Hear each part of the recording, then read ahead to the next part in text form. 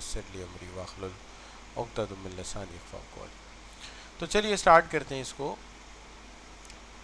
तो ये जो टॉपिक है मैंने जैसा बताया कि आपके माइक्रो इकोनॉमिक्स के एक टॉपिक का रेपिटिशन है, तो हम इसको स्टार्ट करते हैं।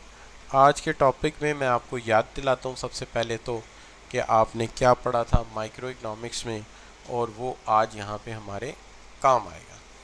तो देखिए, माइक्रो इकोनॉमिक्स में आपको याद होगा कि हमने जब मार्केट इक्विलिब्रियम पढ़ा था तो उसके बाद एक स्पेसिफिक टॉपिक हमने लिया था मार्केट इक्विलिब्रियम के बाद, जब हमने डिमांड एंड सप्लाई, आपको याद होगा इस तरफ क्वांटिटी थी, इस तरफ प्राइस थी, तो डिमांड एंड सप्लाई से हमने मार्केट इक्विलिब्रियम बनाया था। इसके बाद हमने एक पर्टिकुलर टॉपिक जो है वो स्टडी किया था, और वो पर्टिकुलर टॉपिक आपके जहन में होना चाहिए। आई होप सो फार आप सब बच्चों के जहन में वो टॉपिक होगा। मैं आपको याद दिलाता चलूँ कि हमने मार्केट इक्विलिब्रियम पढ़ा था माइक्रो इकोनॉमिक्स में, और उसके अंदर इस तरफ क्वांटिटी रखते हैं आमतौर पे, यहाँ प्राइस रखते हैं, ये आपका डिमांड कर्व, ये आपका सप्लाई कर्व इक्विलिब्रियम बनाया था। और इक्विलिब्रियम के बाद हमने जो है वो मुसलसल बात की थी किसके ऊपर? शाबाश, को बता सकता है बच्चा किस पे बात की थी हमने इक्विलिब्रियम के बाद चैप्टर नंबर 2 में? Anybody can have some idea और गिव आइडिया कि जी इसके बाद टॉपिक हमने कौन सा पढ़ा था? जी शाबाश, बिल्कुल सही, बिल्कुल सही मैसेज आपका मुझे मिल रहा है जी। मोहम्मद तलहा, जी शाबाश।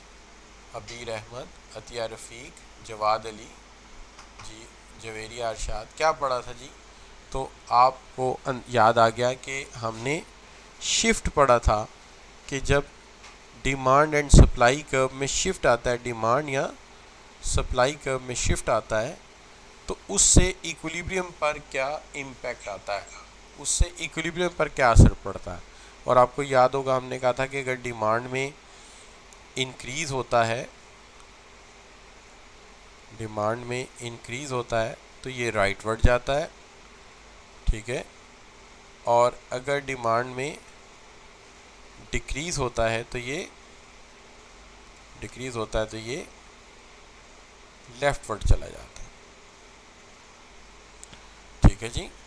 इसी तरह हमने सप्लाई के मुतालिक पढ़ा था कि अगर सप्लाई में इंक्रीज़ होता है तो ये S1 जो है ये राइटवर्ड शिफ्ट करके S2 बन जाता है, और अगर डिक्रीज़ आता है तो ये S0 हो जाता है, यानी ये लेफ्टवर्ड मूव कर जाता है। ठीक हो गई जी बात? क्या ये बातें आपको याद हैं? अगर याद हैं तो जी लिखकर एंटर कर दीजिए कि हमें याद आ गया है। जी शाबाश। और फिर हम देखा करते थे कि इसका इम्पैक्ट जो है वो इक्विलिब्रियम पर क्या आता है। जब आप जो है वो अगर डिमांड को राइट करते हैं तो क्या फ़र्क पड़ता है, अगर सप्लाई को लेफ़्ट मूव करते हैं तो क्या फ़र्क पड़ता है, तो ये हमने वहाँ पे पढ़ा था।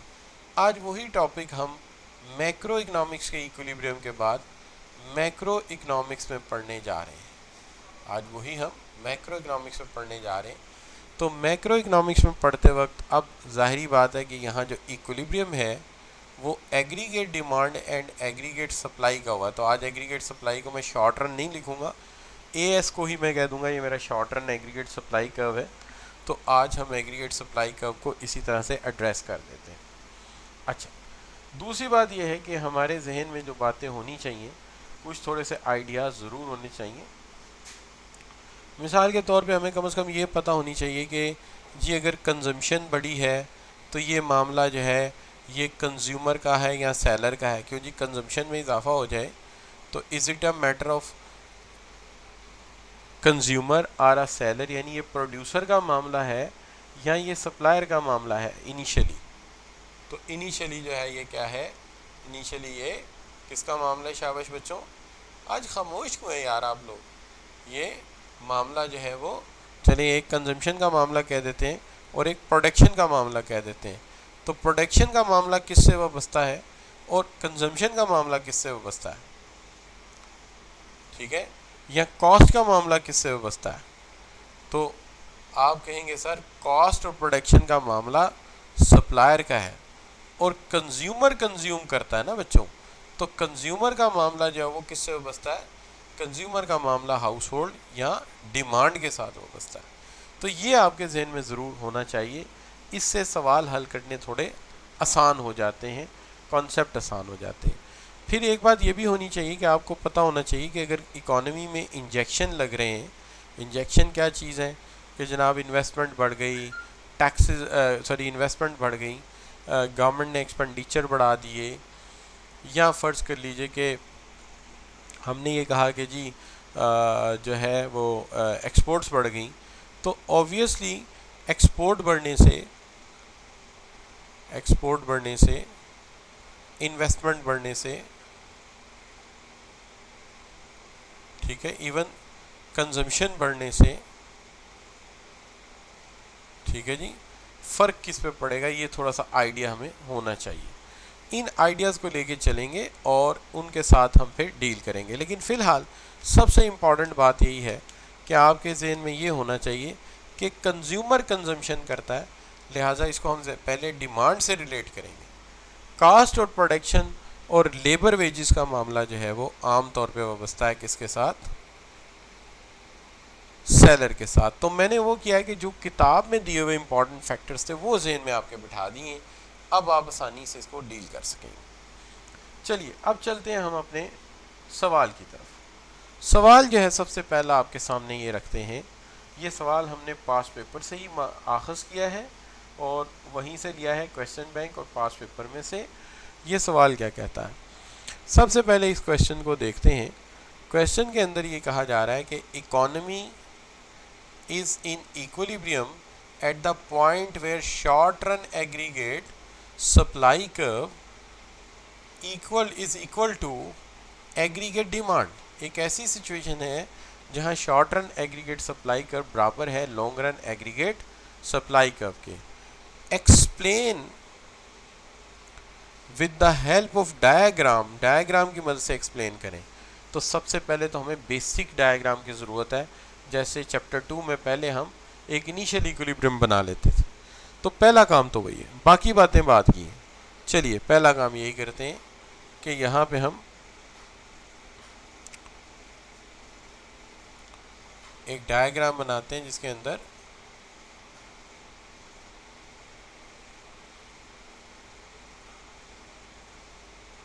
ये हमारा रियल आउटपुट है और ये हमारा प्राइस लेवल है। ठीक होगी बात। अब देखिए यहाँ पे हम एक इनिशियल इक्विलिब्रियम बना लेते हैं। हमें हमेशा ये ज़रूर मेंशन करना चाहिए, प्राइस लेवल को हम P से डिनोट कर रहे हैं और रियल आउटपुट को हम Y से डिनोट कर रहे हैं। ये ज़रा अजाफी बात ज़हन में रख लीजिए। अच्छा, तो प्राइस लेवल P है और रियल आउटपुट Y है।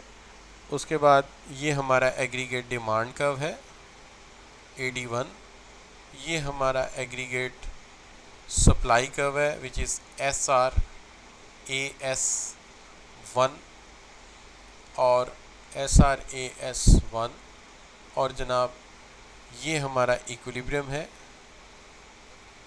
और ये प्राइस लेवल है P1, P2 कह दीजिए यहाँ पे एहतियातन कि स्टेप नीचे जाना पड़े तो दो कम से कम ऑप्शन ज़्यादा रखूँ, Y2 हो गया। ठीक है जी। तो यहाँ पे एक एग्रीगेट सप्लाई कर्व भी होना चाहिए जो इकोनॉमी की कैपेसिटी को शो कर रहा हो, एक बुज़ुर्ग की तरह खड़ा हो कि लो बच्चों इससे आगे नहीं जाना आपने, ये आपकी इकोनॉमी की फुल कैपेसिटी है। तो ये बुज़ुर्ग हमें बता रहा है, इसको कहते हैं long run aggregate supply curve. अभी डायग्राम इनिशियल इक्विलिब्रियम बना है इसके अंदर। तो अगर मैं आपसे पूछूं तो मुझे सबसे पहला सेंटेंस क्या लिख देना चाहिए इसके अंदर, शाबाश, कितने लेबल्स लगाने चाहिए, लिखने चाहिए पहले सेंटेंस में और लेबल मेंशन करने चाहिए, शाबाश। को बच्चा बता सकता है जी, हाउ मेनी लेबल्स, 5 लेबल्स के एक्स एक्सिस पे रियल आउटपुट है और वो रियल आउटपुट वाई से डिनोट की गई है और वाई एक्सिस पे प्राइस है लेवल है जो पी से डिनोट किया गया है, और हमारा LRAS long run aggregate supply curve है और हमारा SRAS तो है वो short run aggregate supply curve है, और हमारा हमारा AD जो है हमारा एग्रीगेट डिमांड कर्व है। दूसरा पॉइंट हमारा जो होना चाहिए वो भी आप बच्चे जानते हैं। दूसरा पॉइंट क्या होना चाहिए शाबाश? दूसरा पॉइंट क्या होना चाहिए शाबाश? इनिशियल पॉइंट ऑफ इक्विलिब्रियम जो है हमारा, तो जो हमारा इनिशियल पॉइंट ऑफ इक्विलिब्रियम है वो E है, जहाँ पर एग्रीगेट डिमांड कर्व AD1 बराबर हो जाता है SRAS1 के, और यहाँ रियल आउटपुट हमारी इक्विलिब्रियम रियल आउटपुट जो है वो Y1 है, और इक्विलिब्रियम प्राइस जो है हमारी वो प्राइस लेवल जो हमारा P1 है। तो ये बच्चों हमारा इनिशियल पॉइंट हो गया। अब सवाल यहाँ तक शुरू ही नहीं हुआ, यहाँ तक सिर्फ सवाल की बेस बनी है, सवाल की लॉजिक डेवलप की गई है। अब सवाल शुरू होता है जिसको हम सॉल्व करने जा रहे हैं। सवाल जो उन्होंने पूछा है वो ये पूछा है कि देयर इज़ ऑप्टिमिज्म। ऑप्टिमिज्म का मतलब होता है मुस्बत एक्सपेक्टेशंस या positive expectation leads to increase the consumer spending. तो हुआ ये है कि इकोनॉमी में ऑप्टिमिज्म आया है। ये ऑप्टिमिज्म जो है बच्चे अपने अपने माइक ज़रा देखिए ऑफ होने चाहिए। तो इकोनॉमी में ऑप्टिमिज्म आया है, यानी मुस्बत पॉजिटिव एक्सपेक्टेशंस आई हैं, जिससे इकोनॉमी में जो है वो कंज्यूमर स्पेंडिंग में इजाफा हुआ है। कंज्यूमर स्पेंडिंग बढ़ गई। अब कंज्यूमर स्पेंडिंग बढ़ने से क्या होगा? तो महानूर फातिमा कह रही हैं कि एग्रीगेट डिमांड जो है वो चेंज होगी। जी बच्चों, आपकी क्या राय है? कौन सी चीज़ चेंज होगी? शाबाश।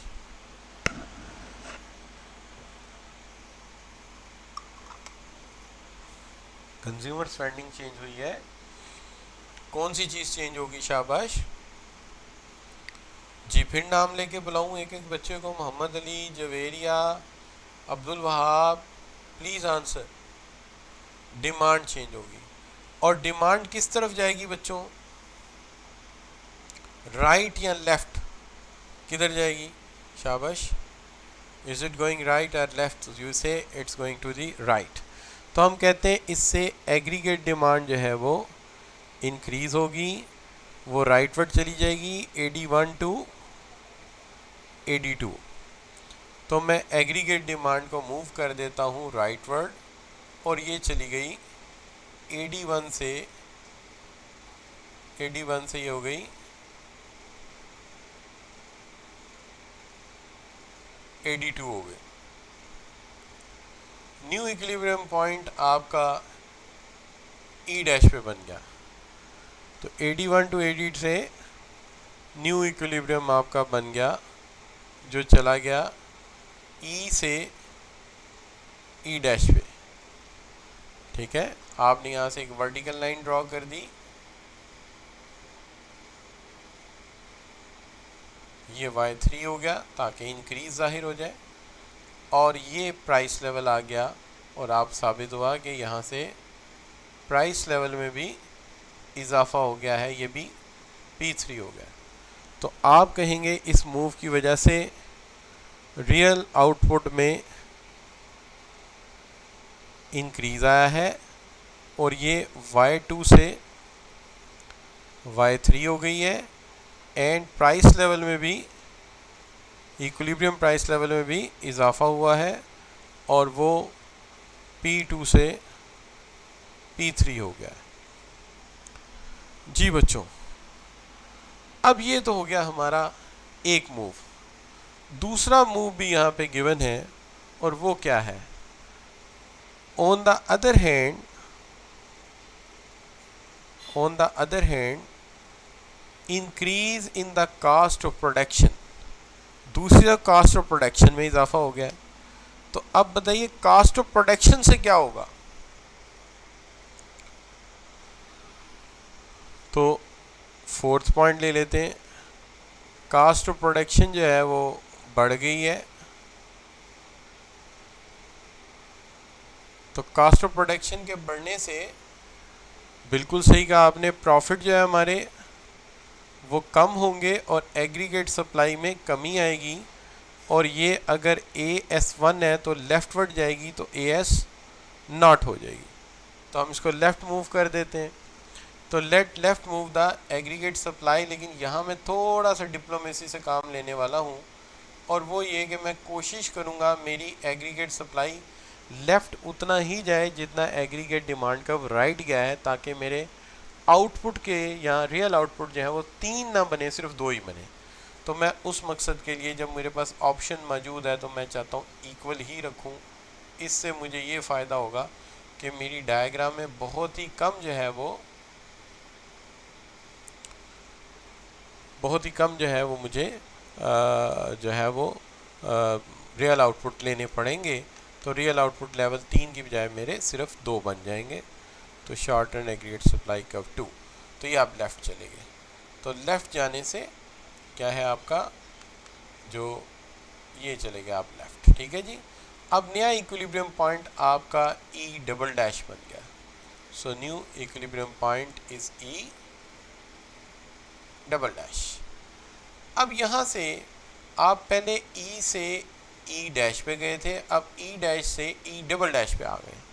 सो न्यू इक्विलिब्रियम आपका हो गया E डैश की बजाय E डबल डैश। इससे अगर आप देखें तो आपका रियल आउटपुट वापस आ गया Y2 पे, और प्राइस लेवल आपका और बढ़ गया, और वो हो गया P4। तो इसके नतीजे में प्राइस लेवल इंक्रीजेस,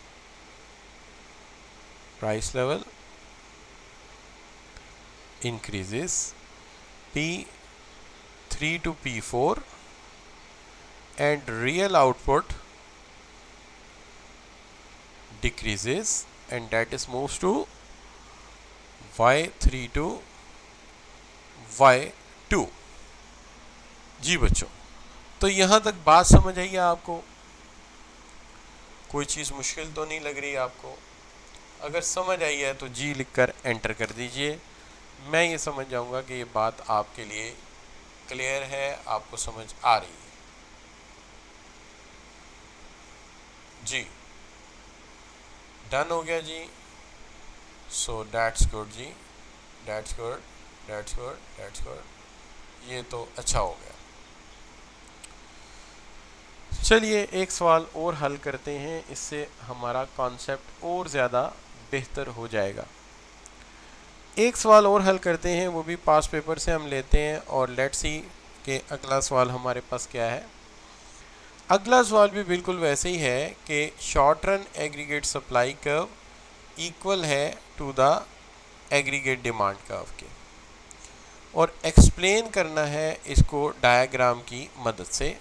तो चलिए सबसे पहले इनिशियल डायग्राम बनाते हैं। इस इनिशियल डायग्राम में हम अपने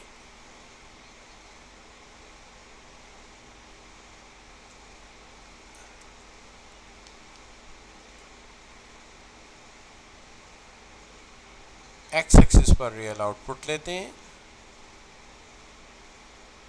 और इस रियल आउटपुट को हम वाई से डिनोट करेंगे, और P पर हम प्राइस लेवल लेते हैं, और इसको हम P से डिनोट करेंगे। और ये बच्चों हमारा एग्रीगेट डिमांड कर्व है,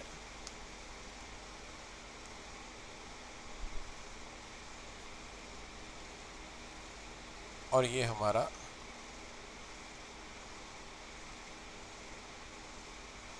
SR AS1 है। ये हमारा पॉइंट ऑफ इक्विलिब्रियम E। यहाँ से हम एक वर्टिकल लाइन ड्रॉ कर देते हैं, रियल आउटपुट, और ये हमारा प्राइस लेवल P2। इसको P2 इसलिए कहा है ताकि मेरे पास 2 लेवल तक चेंज एडजस्ट कर सकूं। अगर प्राइस 2 दफ़ा कम होती है, रियल आउटपुट 2 दफ़ा कम या ज़्यादा होती है, तो हमें इसमें इशू ना हो। जहाँ तक सवाल है आपके long run aggregate supply curve का, तो वो इसी तरह साइड पे हम उसको खड़ा कर देंगे जैसे एक बुज़ुर्ग या अंपायर खड़ा होता है कि बच्चे खेलते हुए इससे बाहर ना जाए। तो ये long run aggregate supply curve याद दिला रहा है कि आपकी इकोनॉमी की कैपेसिटी इससे ज़्यादा नहीं है, ये आपका आखिरी पोटेंशियल लेवल है, तो इससे आगे जाने की कोशिश मत करना। अब चलते हैं हम अपने, अब वहाँ से सबसे पहले तो मैं ये काम करता हूँ कि वहाँ से ये 2 पॉइंट मैं नकल करके यहाँ से उधर ले जाता हूँ, क्योंकि ये सारी बातें सेम है।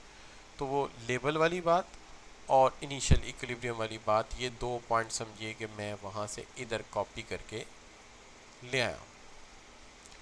अब चलते हैं हम अपने इक्विलिब्रियम की तरफ, इस पे क्या फ़र्क पड़ेगा। अब सवाल जो है वो बनाने वाले जो एग्जामिनर है हमारे, वो कहते हैं कि there is pessimism leads to decrease in consumer spending, यानी वहाँ ऑप्टिमिज्म था तो यहाँ पे पेसिमिज्म है, तो पेसिमिज्म की वजह से नेगेटिव एक्सपेक्टेशंस हैं और नेगेटिव एक्सपेक्टेशंस की वजह से कंजम्पशन जो है वो कम हुई है। कंजम्पशन का कम होना, आप सब बच्चे बता रहे हैं मुझे कि इससे एग्रीगेट डिमांड जो है वो डिक्रीज़ हो जाएगी और ये चली जाएगी लेफ्टवर्ड, यानी अगर AD 1 है तो लेफ़्ट जाएगा तो हम उसको आम तौर पे, राइट जाए तो हम 2 कर देते हैं, लेफ़्ट जाए तो हम उसको 0 कर देते हैं, यानी AD नॉट कर देते हैं। तो हम AD साहब से कहते हैं कि तैयार हो जाइए, हम आपको लेफ्टवर्ड मूव करना चाह रहे हैं और हम इनको लेफ्टवर्ड मूव करने जा रहे हैं। तो ये हमने इनको लेफ्टवर्ड मूव कर दिया, तो ये AD साहब जो है ये AD नॉट हो गए। इनके AD नॉट होने से हम E पॉइंट से E डैश पे आ जाएंगे, यानी हमारा जो इक्विलिब्रियम है वो मूव कर जाएगा from E to E dash, E to E dash. जब ये E से E डैश पे मूव कर जाएगा तो हम नए पॉइंट पे चले जाएंगे, जिसका मतलब ये होगा कि हमारी जो रियल आउटपुट है उसमें कमी आई है और वो Y2 से Y1 हो गई है और प्राइस लेवल भी हमारा कम हुआ है और वो P2 से P1 हो गया है। तो हम ये बताएंगे कि इसके नतीजे में प्राइस लेवल जो है वो कम हुआ है और इसके कम होने का म्यार जो है P2 से P1 पे गया है और जो रियल आउटपुट है, इक्विलिब्रियम रियल आउटपुट, वो भी कम हुई है और वो हो गई है Y2 से Y1। ये हमारा एक मूव मुकम्मल हो गया। दूसरे मूव की तरफ चलते हैं, देखते हैं कि दूसरा मूव हमें क्या बता रहा है। तो दूसरा मूव हमें ये बता रहा है कि जनाब on the other hand due to fall in prices firms cost of production reduced and leads to increase in production। दूसरी तरफ ये हुआ है कि प्राइसेस की इस कमी की वजह से ये जो P2 से P1 हुई है, इसकी वजह से हमारा जो है वो कॉस्ट ऑफ प्रोडक्शन कम हो गई है। तो इसका मतलब ये है कि कॉस्ट ऑफ प्रोडक्शन कम हुई है, तो कॉस्ट ऑफ प्रोडक्शन के कम होने से उन्होंने कहा कि कॉस्ट के कम होने से प्रोडक्शन जो है वो इंक्रीज़ हुई है। तो प्रोडक्शन के इंक्रीज़ होने से हमारा जो एग्रीगेट सप्लाई कर्व है वो किधर जाएगा बच्चों? जी शाबाश, where we go for the aggregate supply, वो कहाँ चला जाएगा बच्चों? वो है राइट चला जाएगा। बिल्कुल सही आपने कहा जी कि वो राइट चला जाएगा। तो ये moves to SR AS1 to SR AS2, moves to right, तो ये राइट की तरफ चला जाएगा। अच्छा, तो हम इसको राइट की तरफ मूव करने लगे हैं एग्रीगेट सप्लाई को, लेकिन याद रहे कि यहाँ भी मैं डिप्लोमेसी से काम ले रहा हूँ। मैं ऐसा मूव नहीं करना चाहता कि मेरे रियल आउटपुट 3 बन जाए, मैं 2 से ही काम चला दूंगा। जब मुझे राइट ही मूव करना है तो मैं इतना को करूँगा कि इस पॉइंट से ये गुजर जाए, इस पॉइंट के यहाँ से गुजर जाने से ये रहेगा, तो शिफ्ट होके S/S2E, मुझे आसानी ये होगी कि ये E डबल डैश पे इक्विलिब्रियम आ जाएगा। तो इससे इक्विलिब्रियम जो है वो E डैश से चला जाएगा E डबल डैश पे। तो E डबल डैश यहाँ आपको प्रोमिनेंट अगर नज़र नहीं आ रहा तो हम E डबल डैश को जो है, एक मिनट मेरी काली लाइन गायब हुई है, इसको मैं दोबारा से बना देता हूँ। ये I will made it again, ये तो मैं यहाँ पे E डबल डैश को यहाँ पे बना देता हूँ ताकि ये प्रोमिनेंट नज़र आ जाए। तो आप E से E डैश पे आए थे और अब वहाँ से आप E डबल डैश पे आ गए। अब यहाँ से जवाद अली आपका बेटा माइक खुला है। अच्छा, तो ये प्राइस है आपकी P नॉट हो गई और आप प्राइस मज़ीद कम हो गई, रियल आउटपुट वापस चली गई वहीं पे। तो आप E से E डैश और E डैश से E डबल डैश पे चले गए। इसका मतलब ये है कि प्राइस लेवल आपका डिक्रीज हुआ है P2 से, सॉरी P1 से P not, and real output आपकी जो है वो इक्विलिब्रियम रियल आउटपुट, उसमें फिर इजाफा हुआ है। अब वो Y1 से Y2 पे वापस चली गई। तो ये बच्चों आपका डायग्राम है। तो होप कि आपको ये सही समझ आया है। तो अगर सही समझ आया तो जी लिखकर एंटर कर दीजिए कि ये बात हमें क्लियर हो गई है। जी शाबाश।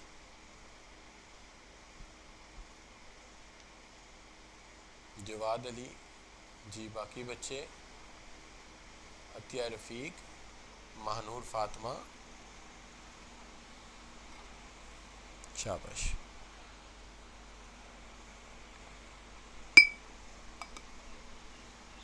अब सवाल ये है कि क्या ऐसा सवाल पेपर में आता है? तो पेपर में इस तरह के सवालात गाहे बगाहे नहीं, लेकिन अगर माइक्रो में शिफ्ट ना आए तो मैक्रो में आ जाता है। तो ये देखिए ऑटम 18 का ये सवाल है और इसके अंदर वही तकरीबन सवाल है कि एग्रीगेट डिमांड जो है वो एग्रीगेट सप्लाई के बराबर है और कहा जा रहा है explain with the help of explain the equilibrium of economy with the help of a diagram. तो डायग्राम की मदद से इक्विलिब्रियम को शो करें। तो हमें इसके लिए दोबारा फिर वही डायग्राम बनाना पड़ेगा। तो हम वो डायग्राम बनाते हैं। और ये बार बार क्यों सर प्रैक्टिस करा रहे हैं, इसकी भी एक वजह है। ये वजह भी आपको बताएंगे आप थोड़ी देर में। ज़रा ये काम मुकम्मल कर लें इसका, तो फिर आपको बताते हैं कि इतनी ज़्यादा जो है वो गोथिक प्रैक्टिस या इतनी ज़्यादा जो है बार बार ताकीद की सर को क्या ज़रूरत पड़ी है कि एक ही केस को मुख्तलिफ एंगल से लिए जा रहे हैं, कराए जा रहे हैं, तीसरा केस आ चला है और अभी सर हमें काम नहीं दे रहे, खुद ही करते जा रहे हैं। तो इसकी क्या वजह? अभी हम इस पर भी बात करते हैं, लेकिन उससे पहले हम कहते हैं कि ये हमारा एग्रीगेट डिमांड कर्व है जिसे हम AD1 कहेंगे और ये हमारा एग्रीगेट सप्लाई कर्व है जिसे हम AS1 कहेंगे, LRAS1 कहेंगे, LRAS1 कहेंगे। ये हमारा इक्विलिब्रियम पॉइंट है। यहाँ से हम एक वर्टिकल लाइन ड्रॉ करेंगे, ये हमारी वर्टिकल लाइन है Y2 और ये हमारा प्राइस लेवल है विच इज़ P2। ठीक है, लॉन्ग रन एग्रीगेट सप्लाई का बिल्कुल वैसे ही हम जो है वो थोड़ी दूर खड़ा कर देंगे जाके, ताकि इकोनॉमी की कैपेसिटी भी एग्जामिनर को नज़र आती रहे कि हमें इस बात का पता है। वैसे ये ना भी बनाते तो कोई मसला नहीं था, लेकिन ये ना बनाते तो एक एस्पेक्ट ज़रूर जाता है एग्जामिनर को कि इसको इतना ही नहीं पता कि न्यू क्लासिकल में लॉन्ग रन एग्रीगेट सप्लाई का भी होता। इसे कैपेसिटी शो करने के लिए लाजमी बनाएं। अच्छा, अब मैं क्या करूँगा, अब मैं इसी के 2 पॉइंट वहाँ से बारो करके ले आता हूँ। ये 2 पॉइंट सेम है, पॉइंट नंबर 1, पॉइंट नंबर 2। चूँकि इनिशियल इक्विलिब्रियम में मुझे लेबल्स वगैरह चाहिए और इनिशियल इक्विलिब्रियम पॉइंट को एक्सप्रेस करना है, तो वो समझ लीजिए मैंने पॉइंट 1 वहाँ से कॉपी कर लिया, पॉइंट 2 कॉपी कर लिया।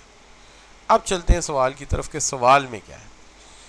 सवाल में जो ऑटम 11 का क्वेश्चन है वहाँ पे एग्ज़ामिनर साहब हमसे ये कह रहे हैं कि जनाब आप ऐसा करें कि with the help of diagram where a government has increase its spending, जहाँ गवर्नमेंट ने अपनी स्पेंडिंग बढ़ा दी है।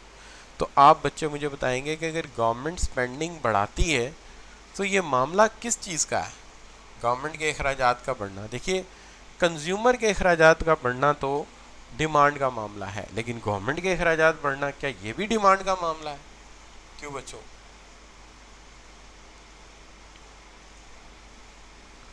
क्यों बच्चों? ये मैंने डेलिबरेटली लिखा था। असल में मेरे जहन में था कि ये बच्चे कहीं सोचता है आज ओपिनियन दे नहीं रहे, तो मैंने कहा चलो ज़रा टेस्ट कर दें कि जाग रहे हैं सो रहे हैं। तो ये चेक करने के लिए मैंने ज़रा यहाँ एस की जगह एल डाल दिया था। अब मैं दोबारा फिर एहतियातन यहाँ पे इसको एस लिख रहा हूँ। ठीक हो गया बच्चों? अच्छा, अब मुझे अब बताइए कि जी क्या होगा? इकोनॉमी में इंक्रीज़ होगा एग्री उसका गवर्नमेंट के एक्सपेंडिचर बढ़ाने से, लेकिन सवाल ये है कि इससे डिमांड बढ़ेगी या सप्लाई बढ़ेगी? शाबाश। गवर्नमेंट अपने डेवलपमेंट एक्सपेंडिचर बढ़ाती है, तो इससे क्या होगा? डेवलपमेंट एक्सपेंडिचर बढ़ाने से गवर्नमेंट ब्रिजेस बनाएगी, सड़कें बनाएगी, डैम्स बनाएगी। तो ब्रिजेस, सड़कें और डैम बनाने के लिए सप्लाई तो बाद में पड़ेगी, पहले किस चीज़ की ज़रूरत पड़ेगी? अगर मैं आपसे कहूँ जी आपने सड़क बनानी है, तो पहले क्या करोगे भाई? पहले सड़क बनते ही सर्विस सड़क देनी शुरू कर देगी, यानी कागज़ों पे लिखी और सड़क ने सर्विस शुरू कर दी। कागज़ों पे डैम लिखा और डैम ने सप्लाई शुरू कर दी? नहीं यार, पहले डैम बनाना पड़ेगा, पहले सड़क बनानी पड़ेगी। सड़क बनाने के लिए हमें तारकोल चाहिए, कंक्रीट चाहिए, सीमेंट चाहिए, सरिया चाहिए, डैम के लिए स्टील चाहिए, ठीक है जी, पावर लूम चाहिए उसके लिए। तो सबसे पहला काम तो ये होगा कि इससे गवर्नमेंट जब स्पेंडिंग बढ़ाएगी तो गवर्नमेंट स्पेंडिंग इंजेक्शन है, इंजेक्शन लगाने से डिमांड में इजाफा होगा। तो लिहाजा गवर्नमेंट स्पेंडिंग बढ़ गई तो गवर्नमेंट की स्पेंडिंग बढ़ने से सरिया ज़्यादा बिकेगा, सीमेंट ज़्यादा बिकेगा, लोहा ज़्यादा बिकेगा। तो गवर्नमेंट स्पेंडिंग बढ़ेगी तो इससे क्या इजाफा होगा? एग्रीगेट डिमांड में बहुत ज़्यादा इजाफा होगा। और ये अगर एडी है तो ये AD1 से AD2 हो जाएगी। तो हम इसको राइटवर्ड शिफ्ट कर देते हैं कि चलिए जी राइटवर्ड शिफ्ट होने के लिए तैयार हो जाइए एग्रीगेट डिमांड साहब। ये जनाब राइटवर्ड चला गया, हमने इसे मूव किया, ये जनाब ये राइटवर्ड चला गया, ये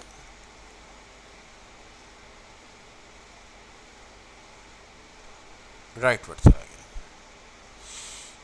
यहाँ पे आके ये E डबल डैश हो गया, हमारा इक्विलिब्रियम E से E डैश पे चला गया।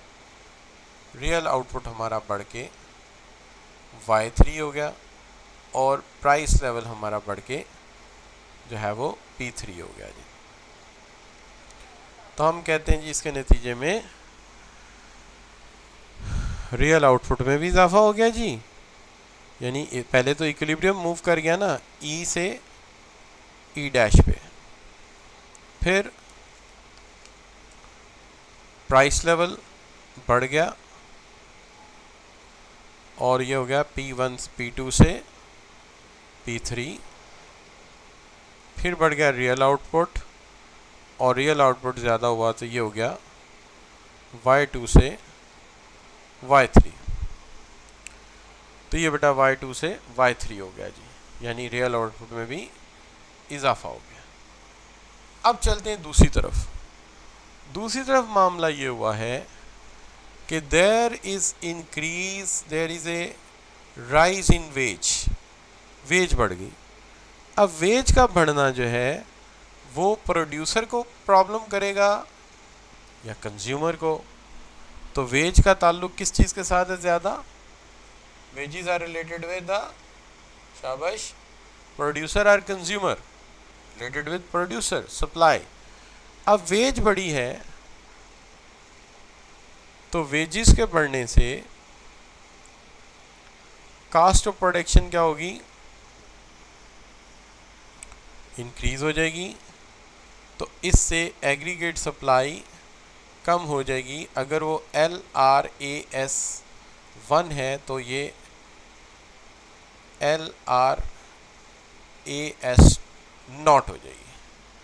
तो हम इसको लेफ्टवर्ड मूव कर देते हैं और यहाँ पर भी मैं थोड़ा सा डिप्लोमेसी से काम लेते हुए कोशिश करूँगा कि इसको मूव तो मुझे करना ही पड़ रहा है, तो इस तरह से लेफ्टवर्ड लेके जाऊँ कि मेरा रियल आउटपुट बहुत ज़्यादा ना पॉइंट बन जाए, 2 ही पॉइंट रहे, तीसरा पॉइंट ना बने।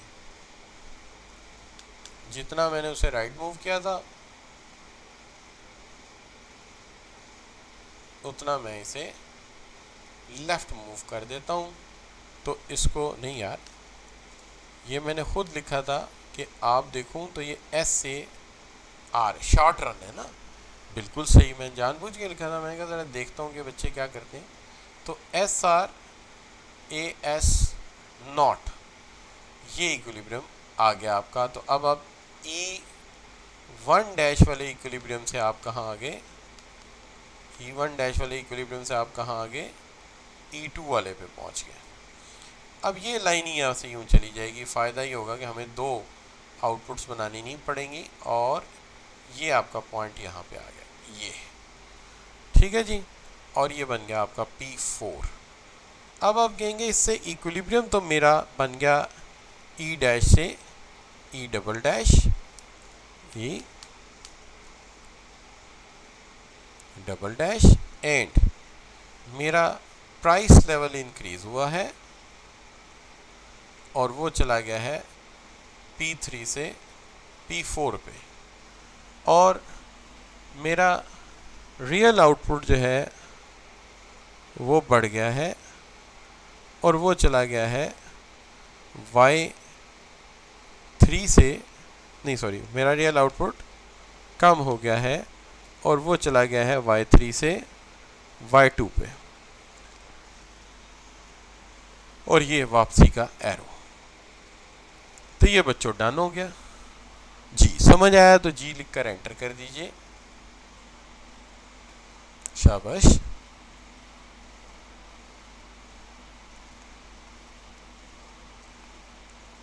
जी महानूर फातिमा ने जी लिखा है, मोहम्मद हलील जी शाबाश, मोहम्मद अली भट्ट शाबाश, जवेरिया,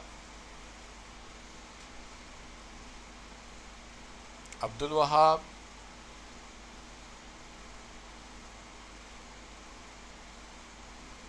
मोहम्मद अली, जवाद अली, फरजन। यार बुला के कहना पड़ेगा, आपसे पूछना पड़ेगा है भाई। ये सीए ऐसे तो नहीं होता यार, सीए तो बड़ा पार्टिसिपेशन का काम है, सीए तो बड़ा इंटरेक्टिव लर्निंग का काम है। अच्छा ही नहीं है। चलिए बच्चों, अब बात यह है कि ज़रा एग्जामिनर इसकी भी बात सुन लेते हैं। ये एग्जामिनर का सलूशन है। देखिए कोई ज़्यादा फ़र्क तो नहीं इसकी हमारी डायग्राम में। इसने इसको इक्विलिब्रियम को A कहा है, फिर B कहा है, फिर C कहा है, और हमने उसको E डैश और E डबल डैश कहा है, और उन्होंने जो है वो प्राइस लेवल को डील किया है P2, P1, P3, और ये आपके सामने, और ये उनका रियल आउटपुट है जी। क्लियर जी। अब देखिए ये सवाल है ऑटम 18 का। ये हमने सवाल सॉल्व किया, ये एग्ज़ामिनर ने सॉल्व किया, लेकिन एग्ज़ामिनर को एक शिकवा है। वो कहता है कि जब ये सवाल पेपर में आया तो कोई एवरेज परफॉर्मेंस देखने में आई, 60% लोगों ने डायग्राम जो है वो ड्रॉ किया करेक्टली।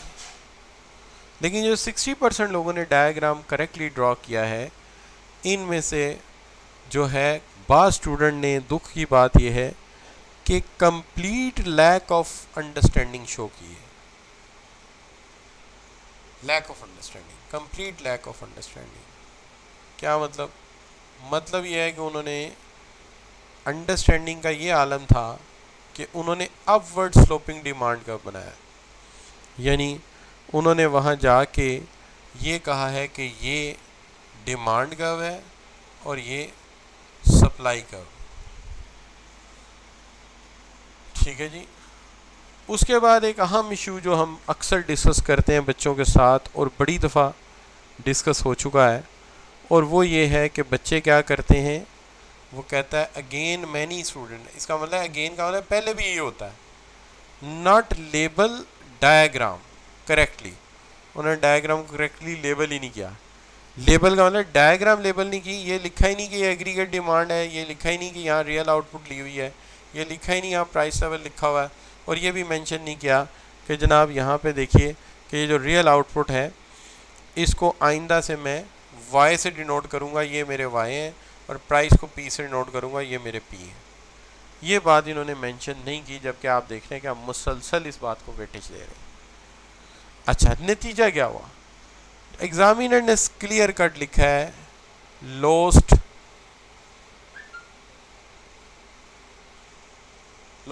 क्या लॉस्ट थी? मार्क्स लूज कर दिए।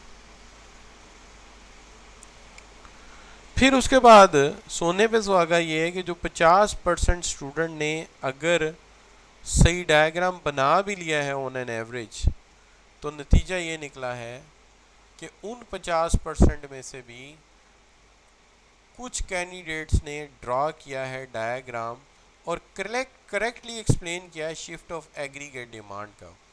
एग्रीगेट डिमांड कर्व तक सही एक्सप्लेन किया है, लेकिन उसके बाद फेल टू प्रॉपरली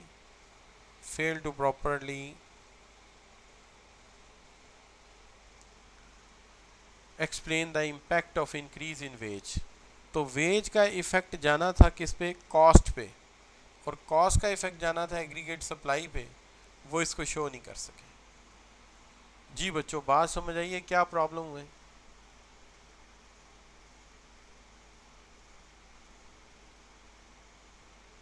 और मुझे जवाब तो दे दो यार। जी शाबाश।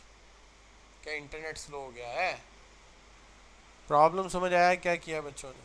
अच्छा, अब आपके लिए तो ये मुश्किल नहीं ना है। चलिए, अब ज़रा मुझे ये बताइए कि इसका जो इसके 7 मार्क्स थे, कितना कीमती सवाल है।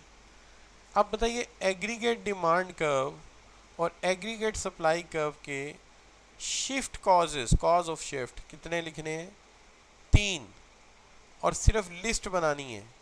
3 इसके, 3 इसके, और नंबर कितने मिलेंगे? 3, यानी कि 0.5 फॉर ईच, सिर्फ हेडिंग लिखने पे कर लेंगे।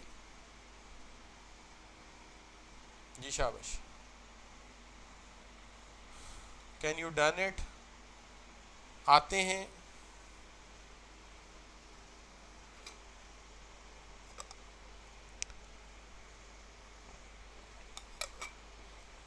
हुआ क्या? What happens? हुआ ये जनाब के इसको जब बच्चों ने लिखा तो उन्होंने most of student candidates were able to identify the factor of the cause shift in aggregate demand ये कर लिया, but unable to identify the factor which cause shift in short run aggregate supply curve। Short run aggregate supply curve के जो factor हैं वो नहीं बता सके, एग्रीगेट डिमांड के बता दिए, जबकि कौन से मुश्किल थे? टेक्नोलॉजिकल फैक्टर में इजाफा हो जाए, लेबर प्रोडक्टिविटी बढ़ जाए, कॉस्ट कम हो जाए या ज़्यादा हो जाए, ठीक है जी, टैक्सेस वेरिएंट ले सकते थे। हाँ जी, तो ये कोई इतना मुश्किल काम नहीं था, but I don't know why student made it very difficult for them, but not all, most of student done their work very well. ठीक है जी, डन वेरी वेल। लेकिन हुआ क्या है? हुआ ये है कि कुछ बच्चे या तो सेल्फ स्टडी करते हैं, अपने परसेप्शन बना के बैठ जाते हैं, और कुछ बच्चे ऐसे हैं जो प्योर इकोनॉमिक्स से जाके कोर्स पढ़ना शुरू कर देते हैं। और प्योर इकोनॉमिक्स का मसला ये होता है कि वो पकड़ता है एमफिल और मास्टर्स इन इकनॉमिक्स की किताबें और वहाँ से शिफ्ट का समझाने शुरू कर देता है। नतीजा ये कि बच्चा किताबों में दब जाता है, जबकि ये काम टेक्निकल बात करने का है, करेक्ट बात करने का है, बड़ी बड़ी डायग्राम कहीं से लाने का नहीं है, जो बुक में दिए हुए डायग्राम वही बनानी है। तो नतीजा ये होता है कि they lost and even the study of this much of thick and big books, यानी बड़ी बड़ी किताबें उन्होंने लिखी हुई हैं, उनको पढ़ के भी बच्चा किताबों के नीचे से निकलता ही नहीं, because is work to done by the, यहाँ तो बंदे ने बिजनेस इकोनॉमिक्स पढ़ी हो या इकोनॉमिक्स विद मैनेजमेंट पढ़ी हो, फिर तो कोई बात बनती है कि वो कॉन्सेप्ट को समझा सके कि बिजनेस साइंस में इसका कॉन्सेप्ट क्या है। ये एक मसला है। एनीवे, लेकिन यहाँ पे आपसे एक सवाल ये करना है कि ये डायग्राम आपके ऊपर छोड़ी जा सकती है, बाकी तो इसके अंदर सारा कुछ वही है, सिर्फ फ़र्क ये है कि यहाँ पे लिखा हुआ है कि government is positive and increase its expenditure for this purpose government need to increase taxes which leads to increase cost. अब कॉस्ट का इफेक्ट किधर शो करना है, शाबाश, गवर्नमेंट एक्सपेंडिचर का तो आपको पता चल गया है कि वो डिमांड पे इम्पैक्ट आएगा पिछले केस से, तो कॉस्ट का इम्पैक्ट जो है सप्लाई पे आएगा। तो ये डायग्राम क्या आप कर लेंगे, कैन यू डू इट, क्या आप इसे कर लेंगे? ठीक हो गया। तो बस फाइनली ये बता दीजिए कि आज के लेक्चर की अंडरस्टैंडिंग अगर हम 1 से लेके 100% तक आपकी रखते हैं तो आप कहाँ फॉल करते हैं? जी, अबीर आबिद कह रहे हैं 100%, जवाद कह रहे हैं वेरी गुड, फातिमा कह रही हैं 100%, मोहम्मद अली भी 100% पर हैं, और बाकी बच्चे जवेरिया अरशद वो भी 100% पर हैं। अब बात आ जाती है, सिर्फ 2 चीज़ें आपसे डिस्कस करनी है। 1 मिनट में ज़रा रिकॉर्डिंग स्टॉप कर दूं ताकि उसके अंदर ये चीज़ें ना आए।